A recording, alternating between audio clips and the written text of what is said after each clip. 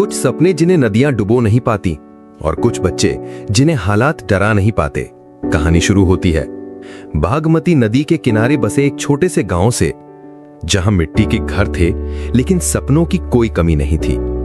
इसी गांव में एक लड़का रहता था, विजय कुमार। विजय बहुत फुर्तीला और समझदार भी था। उसका घर गांव के बाकी घरों की तरह ही ठीक ठाक था। उसके पापा खेती करते थे, माँ घर का काम और नंदनी, जो कि एक गाय थी, उसकी देखभाल करती थी। हर सुबह विजय बस्ता उठाता, चप्पल एक हाथ में लेता और नंगे पांव कुछ किलोमीटर चलता, नदी पार करता और स्कूल पहुंचता। लेकिन जब बारिश आती तो बागमती नदी राक्षस बन जाती। विजय और गांव के बच्चे जानते थे ये सिर्फ रास्ते नहीं बहाती थी, बल्कि कितनों के खेत, कितनों के घर और न जाने कितने बच्चों के सपने डुबो चुकी थी।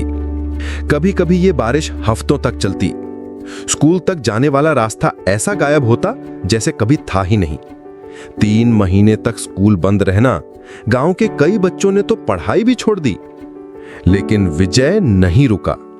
हाथ में किताब, सामने बेकाबू बागमती की लहरें, आसमान में बिजली चमक रही है।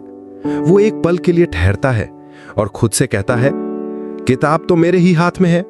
अगर ये नदी मुझे स्कूल जाने से रोक रही है तो क्या हुआ? ये मुझे पढ़ने से थोड़ी रोक सकती है। रास्ते रुक सकते हैं लेकिन इरादे नहीं। उस दिन से विजय ने ठान लिया, अब मौसम जैसा भी हो, पढ़ाई रुकेगी नहीं। कभी लालटेन की रोशनी में तो कभी मां के चूल्हे के पास बैठकर वो पन्ने पलटता रहा, सपने बुनता रहा। घर छोटा था, दीवारें गीली थीं, लेकिन विजय का आत्मविश्वास सूखा नहीं।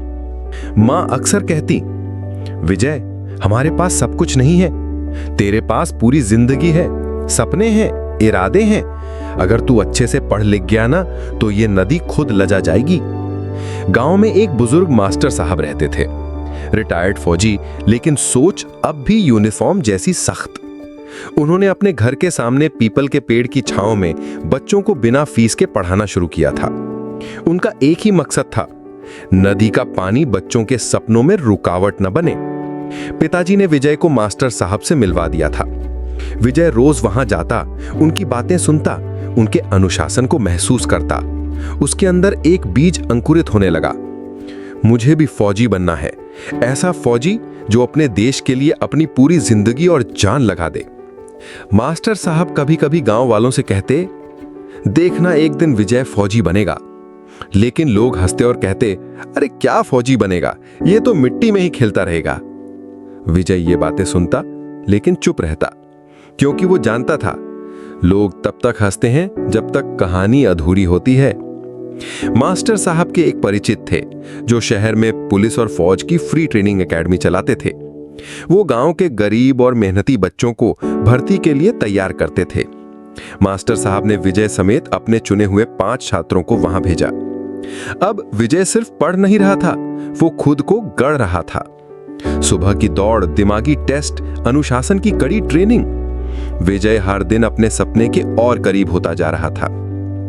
कुछ महीनों बाद जब असली भर्ती का दिन आया तो शहर में विजय ने टेस्ट भी पास किया, फिजिकल राउंड में भी अव्वल रहा और इंटरव्यू में आत्मविश्वास से बोला, मैं सिर्फ नौकरी नहीं चाहता, मैं देश की सेवा करना चाहता हूं।